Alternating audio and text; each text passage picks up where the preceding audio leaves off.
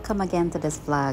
So this is our day 2 sa aming Mount Copapey and Mount Fato Sagada trip na sinalihan ko last January 25 to 26. So this is our second day. January 26, this was a Sunday. Ang call time namin neto is 3:45 a.m. kasi dapat 4 a.m. nakaalis na kami. So 4 a.m. nag-orientation na kami and hike agad papuntang Mount Copapey. The weather was so cold. Pag-akyat namin ito 13 degrees Celsius. So sobrang lamig. Dalawa yung jacket na dala ko and may gloves pa ako pero nalalamig ako. Buti na lang pagpunta namin ng summit, merong campfire. So dito kami nag-abang ng sunrise. Marami kaming grupo ng mga panahong to. And dito kami nag-abang ng sunrise sa summit ng Mount Copapey. Wala akong masyadong video nung pag-akyat namin kasi madilim, hindi nakikita sa GoPro. So look at this sunrise, sobrang ganda. And I'll give you a minute to take it all in kasi sobrang ganda niya. And then nung maliwanag na, bumaba kami dito sa viewing deck dito sa Maligkong Rice Terraces. So this is in Bontoc and this is in Mountain Province. So this was January and ang panahon daw na maganda dito, yung may mga palay, ang planting season nila is June, July, August, mga ganyan. Pero kung tatanungin niyo ako kung babalik pa ako, I don't know. Nagdadalawang isip ako kasi grabe yung biyahe. Ang haba ng biyahe. Tapos, paikot-ikot pa yung daan. Kaya, pero worth it. I swear, worth it ang biyahe. Yun nga lang, tumatanda na tayo. Hindi na tayo ganun ka, yung energy. Kaya, siguro, I'll think about it. Pero gusto ko siyang balikan kasi nga gawa nung para siguro ang ganda nito kapag may mga palay na yung rice terraces nila. So yan yung mga grupong kasama ko. By the way, again, this was organized by Take 5 Outdoors. Kung may mga hike pa sila dito, may mga tour pa sila dito within this month, check nyo na lang www.take5outdoors.com. And so this is a tour. Kasama na yung lunch and breakfast namin dito sa Binayaran. Ayan, ang ganda. And imagine kung may mga greens pa dyan na mga palay. Ayan. So we stay there, picture, and then ito, of course, the mountaineering creed. And ito yung summit sa Mount Copapey. May pila lang dyan sa sign ng Mount Copapey. And then, pumila na kami para makapag-picture, para makababa.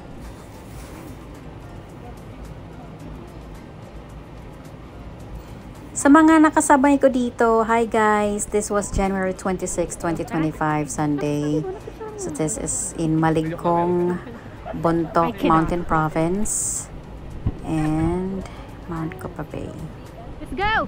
Tapos ako tatakbo. Sarap siguro mag-trail run dito kasi malamig and maganda yung trail.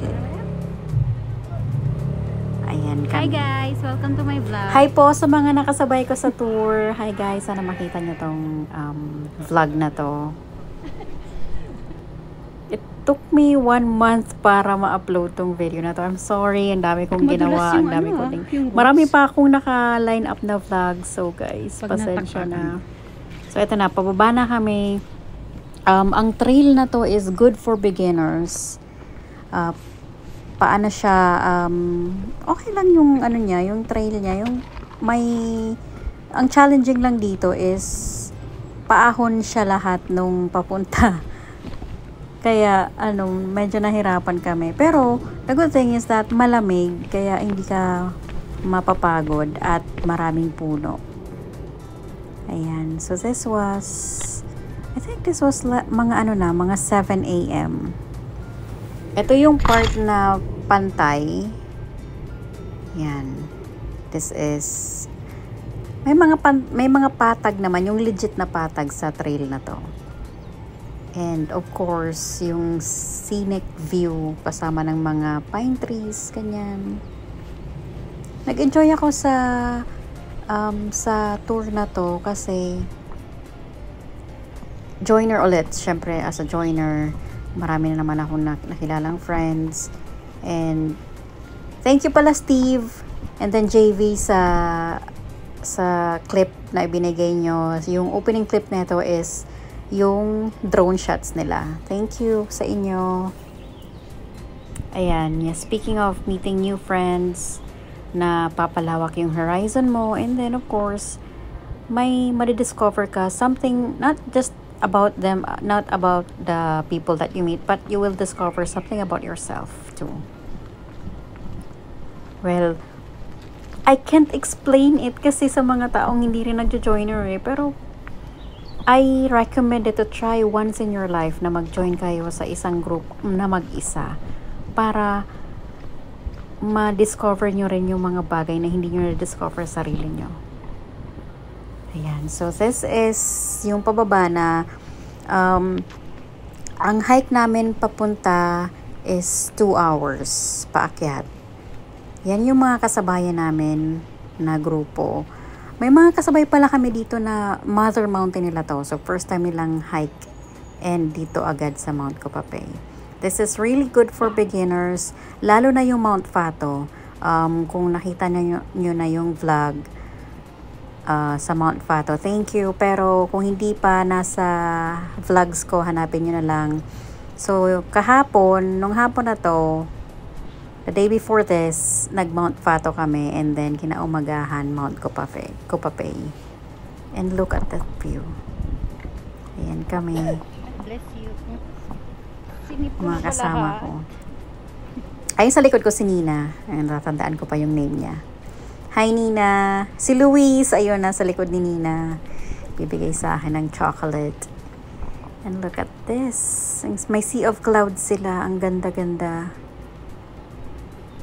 And you can smell the fresh air here. Na walang halong polusyon. And this is so relaxing. Yan, video lang ako ng video. Naka-gloves ako dito kasi malamig. And may t-shirt ako, tas isang jacket, tapos may isa pang warmer. So magdala kayo, kung aakyat kayo dito, magdala kayo ng ng mga panlamig kasi malamig talaga dito. I don't know kung sa summer kung malamig din dito, pero yun. January kasi to kaya malamig talaga. Ayan, may sea of clouds sila. Ang tinatahak naming pababa nito is yung Maligkong Rice Terraces.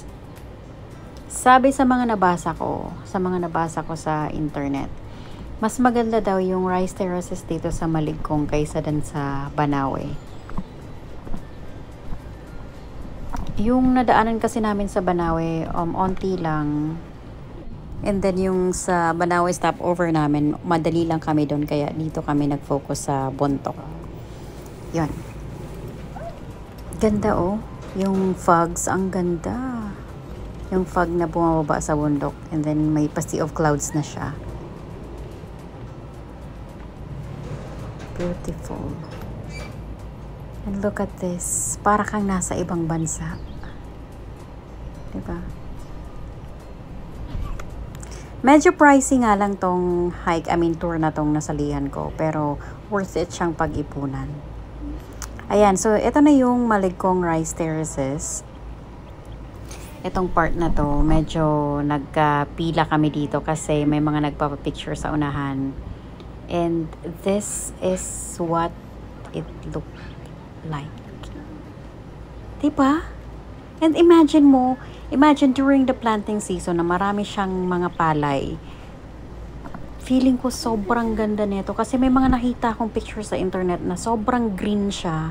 And then ang ganda ng basta I can't explain it. Yung pagkaka-orchestrate ba ng mga hagdan-hagdan na yan, ang ganda na Thank you talaga, Lord, kasi sa libro ko lang to nakikita before elementary school ko lang to nakikita, and then I was able to see it in person. To God be all the glory talaga. Thank you. Yan. I highly recommend kung napapanood nyo tong vlog, bisitahin nyo siya during the planting season. Sabi sa amin ng may-ari ng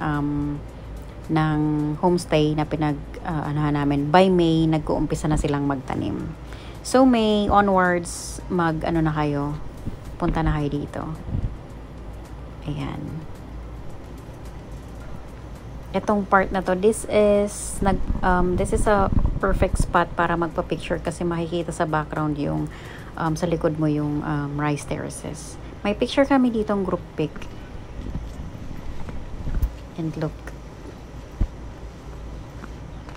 May kasama kaming guard dog na nag-guide sa amin. Ayan siya. Diba? Siguro sobrang ganda dito. Mag-hi ka lang, mag-hi ka. Sobrang gandang manirahan dito and very peaceful, very simple lang ang buhay. Now, this is what I'm saying na ang ganda ng design, ng pagkakadesign. Hindi ko alam kung sinadya ito or tingnan nyo. Guys, apakaganda.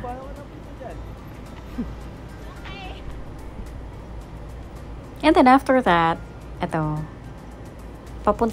trail na to, papunta na to sa homestay. So, nag-lead dito yung si Steve tsaka si JV, and then ako, yung mga nasa likod ko, nagpa-picture pa kasi sila kaya natagalan sila doon, pero kami niratrat na namin pababa kasi nagugutom na. Hindi ito yung dinaanan namin kanina papunta kasi may ibang way kaming dinaanan, so I guess you can say this as a traverse kasi ibang way na to pababa. And so I'll let you see. Kasi may mga kabahayan na ditong nadaanan namin. So, parang, na siya, residential area na siya. And along the way, may mga nadaanan kaming mga wildflowers na sobrang gaganda. And then, ang ganda ng lugar.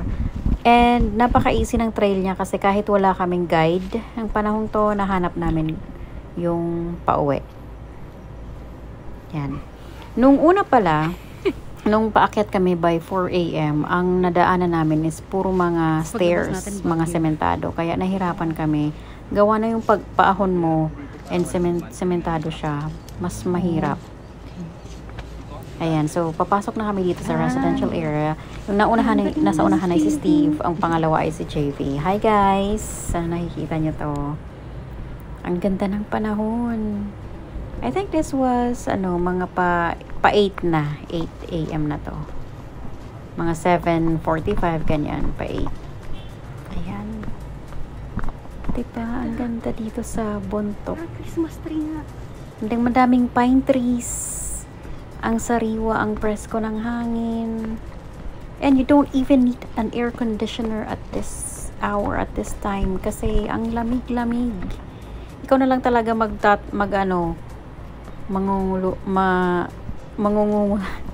I mean, kapag nasa labas ka, kung pwede nga lang pahinaan mo na lang yung kung may remote lang na pahinaan yung lamig kasi sobrang lamig niya. Yan, very scenic ang view pero hindi kami nagpa-picture. Wala akong masyadong picture sa hike na to. Puro ako pag-video. And ninamnam ko lang yung yung paligid. Yan. Medyo mahaba din yung trail pababa. Nag-consume din kami ng mga 30 minutes dito. And kapag narating mo na tong sementadong daanan na to, na may mga stairs na, malapit ka na, nakikita mo na yung mga kabahayan dun sa baba. So, malapit na sa residential areas. So, makipot lang yung daan and then matarik. Ayan yung sinasabi kong mga wildflowers. Wild sunflowers. Yan. Ganda. siguro babalikan ko yung Maligkong, pero hindi na yung nagmamadali na may nahabol na oras. If ever babalik ako mag-isa, para yung pacing ba ng tour is hawak ko yung sarili kong oras. Ayan, mainit na to, kaya magdala din kayo ng sunblock, guys. Pero at this hour, hindi pa naman masyadong dangerous yung sinag ng araw nito kasi 7 pa lang nito eh, 7-ish. Ayan. So by this time malapit na sa homestay. Nakikita na yung mga kabahayan. Very chill. Ang ganda ng trail, kaya maire-recommend ko talaga siya sa mga beginners. Ewan ko kung may tour na gumagawa na nag-hike ng Kupapay and then ng Fato in one day. Kasi kayang-kaya mo siya in one day eh. Yung Fato and then Kupapay. Ayan. Ang next naming destination nito after naming Maligkong is bababa na kami ng Baguio. And then pauwi na. Time check, 8:17. Lapit na kami sa homestay.